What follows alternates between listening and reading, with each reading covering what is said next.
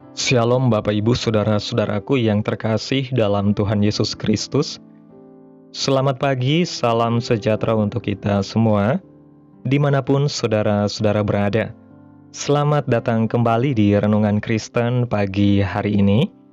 Kiranya saudara semua dalam keadaan sehat selalu, dan semoga damai dan sukacita oleh Roh Kudus melimpah dalam hati dan kehidupan saudara semua. Pada pagi hari ini, sebelum kita mendengarkan renungan firman Tuhan, mari terlebih dahulu kita berdoa. Terima kasih Bapa di dalam kerajaan surga. Engkau Allah yang kudus dan kekal, Bapa yang mulia dan ajaib, Bapa yang kami tinggikan dan kami agungkan. Di dalam nama Tuhan Yesus Kristus, kami mengucap syukur ya Bapa oleh karena anugerah-Mu di sepanjang hidup kami. Hingga pada hari ini ya Tuhan, kami boleh ada sebagaimana kami ada. Semua karena berkat dan anugerah Tuhan dalam hidup kami. Pada pagi hari ini ya Tuhan, kami akan mendengarkan firman-Mu. Berbicaralah ya Tuhan, jamah setiap hati kami. Berikan kami pengertian untuk dapat memahami firman-Mu. Dan ajar kami Tuhan, untuk dapat melakukan firman-Mu di sepanjang kehidupan kami. Berfirmanlah ya Tuhan, kami sudah siap mendengarkan firman-Mu. Di dalam nama Tuhan Yesus Kristus kami berdoa. Amin. Bapak Ibu Saudaraku yang diberkati Tuhan, ayat renungan kita pada pagi hari ini terdapat dalam kitab Filipi pasal 4 ayat 19 yang berkata demikian. Allahku akan memenuhi segala keperluanmu menurut kekayaan dan kemuliaan-Nya dalam Kristus Yesus. Bapak Ibu Saudaraku yang terkasih, banyak orang merasa bersalah atau merasa tertolak oleh Tuhan saat menghadapi keuangan. Merasa bahwa Tuhan tidak sayang dan tidak peduli kepadanya. Namun Alkitab tidak mengajarkan demikian. Bahkan orang benar pun bisa mengalami masa sulit. Sebagaimana Rasul Paulus mengatakan dalam Filipi pasal 4 ayat 12 dan 13, demikian. Aku tahu apa itu kekurangan, dan aku tahu apa itu kelimpahan.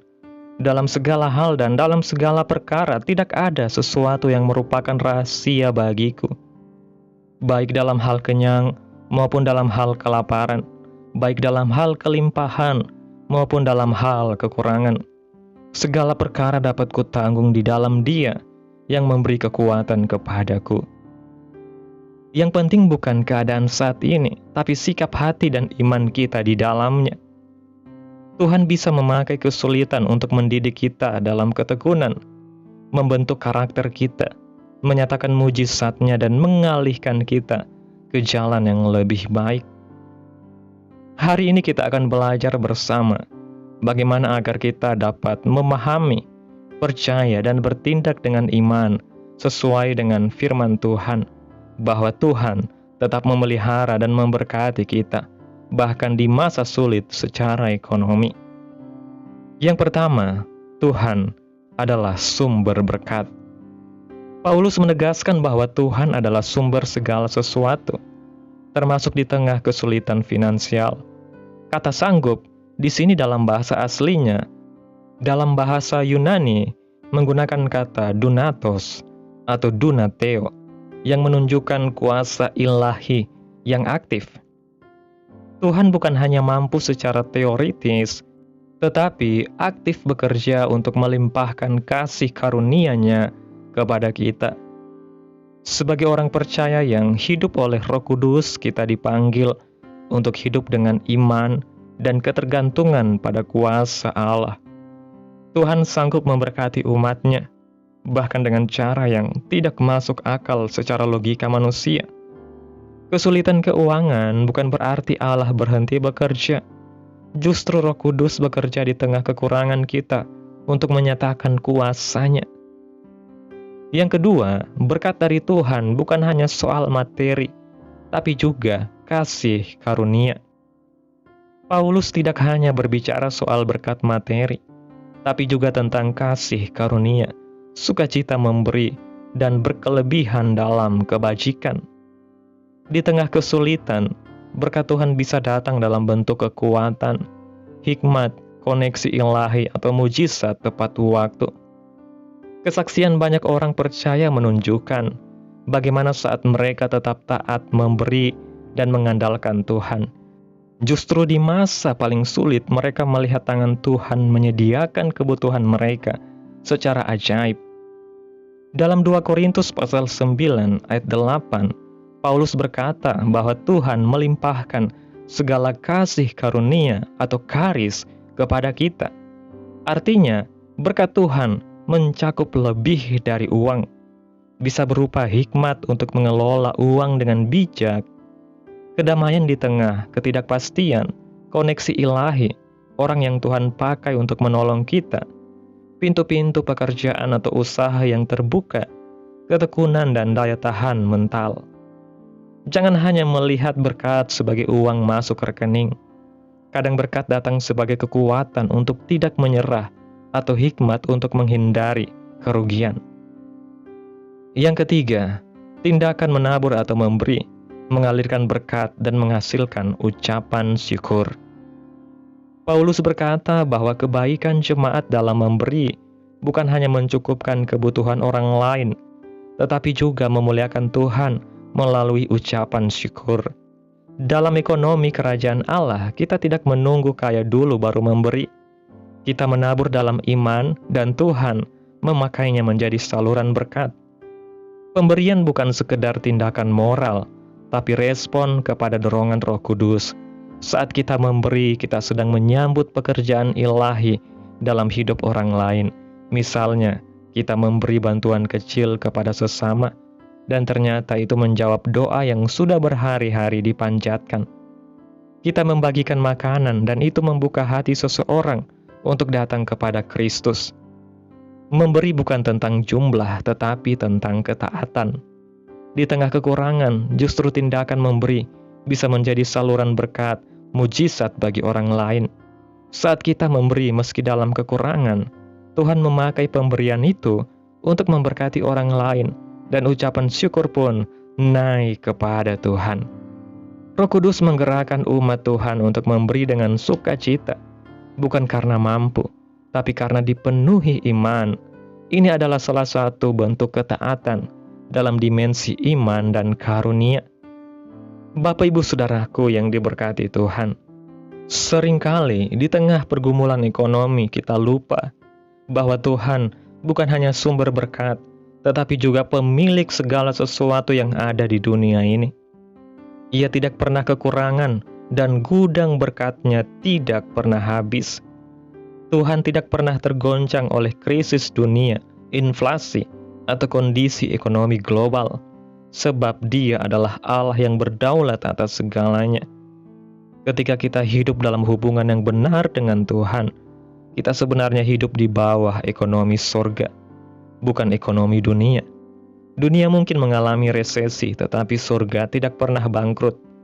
Oleh sebab itu, iman kita harus lebih besar dari rasa takut terhadap keadaan. Saat kita percaya bahwa Allah sanggup memenuhi segala keperluan kita menurut kekayaan dan kemuliaan-Nya, maka kita akan hidup dalam ketenangan yang luar biasa. Tuhan tidak pernah menjanjikan hidup tanpa kekurangan, tetapi Ia berjanji bahwa kasih karunia-Nya cukup untuk menopang kita di setiap musim hidup. Ia yang memberi makan burung di udara dan menumbuhkan bunga di padang, pasti juga akan memelihara anak-anak-Nya yang dikasihi. Yang Tuhan minta hanyalah agar kita tetap percaya dan mengandalkan Tuhan sepenuhnya, bukan kepada kekuatan atau sumber manusiawi. Namun seringkali Tuhan mengizinkan masa kekurangan agar kita belajar bahwa berkat bukanlah tujuan hidup, melainkan sarana untuk mengenal Sang Pemberi berkat. Ketika kita berlimpah, mudah bagi kita untuk berkata, Tuhan baik. Tetapi saat kekurangan, disitulah iman kita diuji. Apakah kita masih bisa berkata, Tuhan tetap baik? Masa-masa sulit seringkali justru membuka mata rohani kita untuk melihat penyertaan Tuhan yang sebelumnya tidak kita sadari. Di saat kita merasa tidak punya apa-apa, justru di situ kita menyadari bahwa Yesus adalah segala-galanya. Ia memampukan kita untuk tetap kuat dan bersyukur.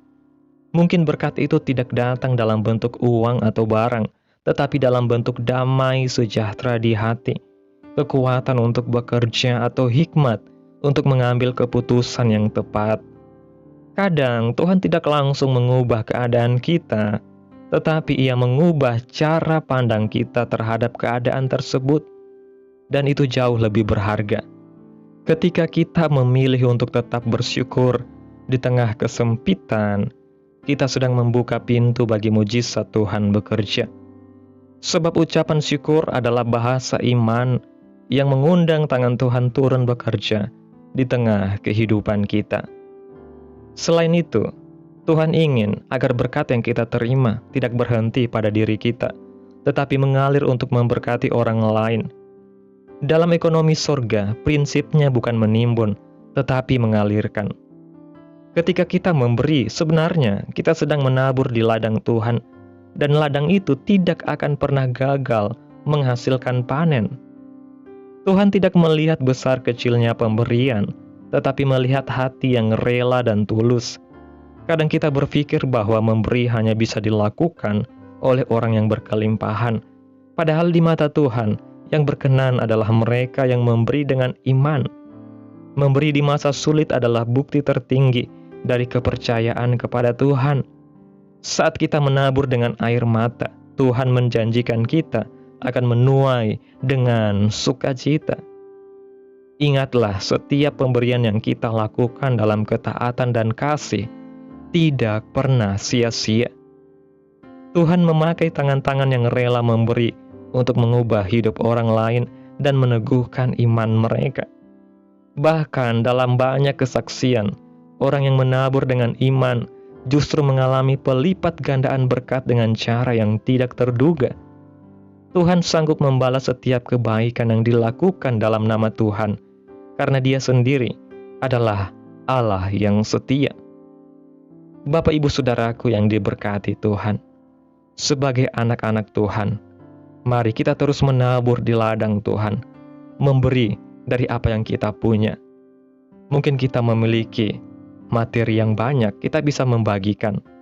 Atau mungkin kita tidak memiliki materi, tetapi kita memiliki talenta yang luar biasa dalam kehidupan kita.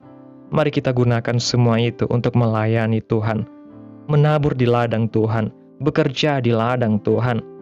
Karena kita yakin dan percaya Tuhan pasti memberkati setiap kehidupan kita. Dan Tuhan tidak pernah menyia-nyiakan setiap hal yang kita lakukan bagi Dia. Sebab Dia adalah Allah yang sanggup memberkati setiap kehidupan kita. Untuk itu Bapak Ibu Saudaraku yang diberkati Tuhan, jangan takut, tetaplah percaya kepada Tuhan, karena Dia adalah sumber berkat dalam kehidupan kita. Amin. Tuhan Yesus memberkati. Demikianlah renungan firman Tuhan pada pagi hari ini. Biarlah menjadi berkat bagi kita semua dan dapat kita lakukan dalam setiap kehidupan kita. Pada hari ini, sebelum kita memulai segala aktivitas kita di hari ini, mari kita berdoa. Terima kasih ya Bapa yang ajaib dan mulia. Sungguh Engkau Allah yang kudus dan kekal, Bapa di dalam kerajaan surga, yang kami sembah dan kami tinggikan di dalam nama Tuhan Yesus Kristus. Kami bersyukur ya Tuhan, oleh karena pertolongan dan penyertaan-Mu, serta atas berkat-Mu dalam hidup kami. Kami sungguh berbahagia dan bersyukur atas semua kebaikan Tuhan dalam hidup kami. Tidak pernah berkesudahan kasih setia-Mu Tuhan, dan tak habis-habisnya rahmat-Mu. Selalu baru tiap pagi, besar kesetiaan-Mu Tuhan dalam hidup kami. Terima kasih ya Tuhan buat firman-Mu pada pagi hari ini yang sudah kami dengarkan. Kami bersyukur karena Engkau adalah Allah yang setia, yang memelihara kami di setiap musim hidup kami. Engkau tidak pernah meninggalkan kami, bahkan di saat kami mengalami kekurangan sekalipun, Engkau tetap menyediakan dengan cara-Mu yang ajaib.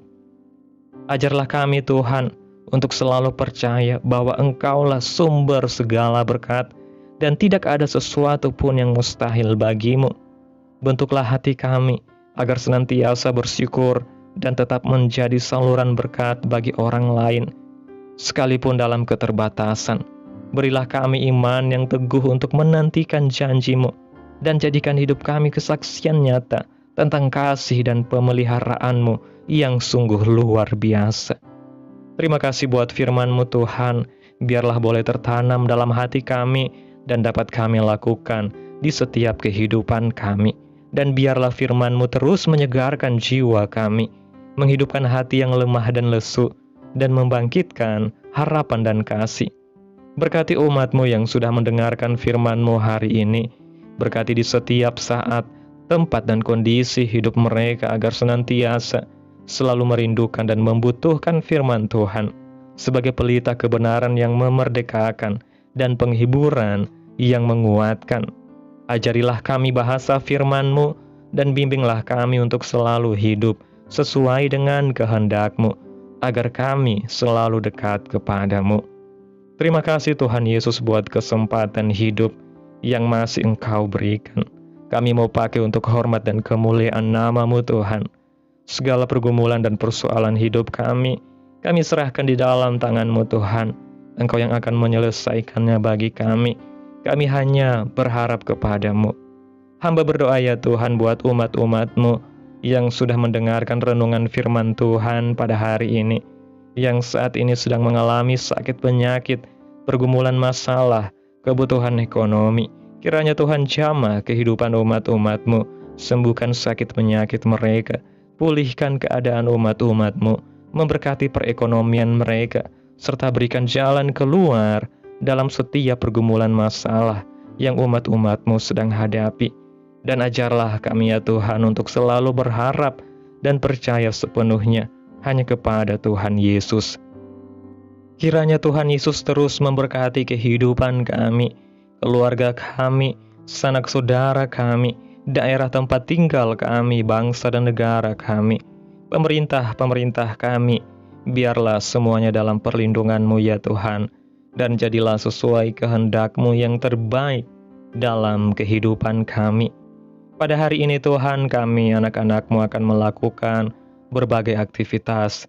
Kami akan bekerja dan menjalankan tanggung jawab kami. Kiranya Tuhan yang mampukan. Kami serahkan seluruh rencana dan agenda hari ini ke dalam tangan Tuhan. Biar Tuhan yang berkarya dan biarkan semua rencana sesuai dengan kehendak-Mu. Tutup bungkus kami oleh kuasa-Mu Tuhan. Hindarkan kami dari segala kecelakaan, mara bahaya, sakit penyakit orang-orang jahat, kuasa-kuasa kegelapan iblis, bencana-bencana alam, hal-hal yang tidak kami inginkan. Tuhan singkirkan, Tuhan jauhkan, Tuhan hancurkan, hanya di dalam nama Yesus. Ampuni dosa dan kesalahan kami ya Tuhan. Jadikan kami pribadi yang lebih baik setiap harinya. Jagai kehidupan keluarga kami, berikan kami kesehatan dan tuntun kami untuk terus berada di jalan-Mu yang benar. Terima kasih ya Tuhan Yesus yang baik. Inilah yang menjadi doa kami. Mari bersama kita berdoa.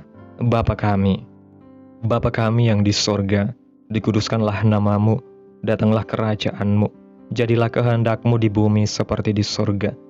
Berikanlah kami pada hari ini makanan kami yang secukupnya, dan ampunilah kami akan kesalahan kami, seperti kami juga mengampuni orang yang bersalah kepada kami.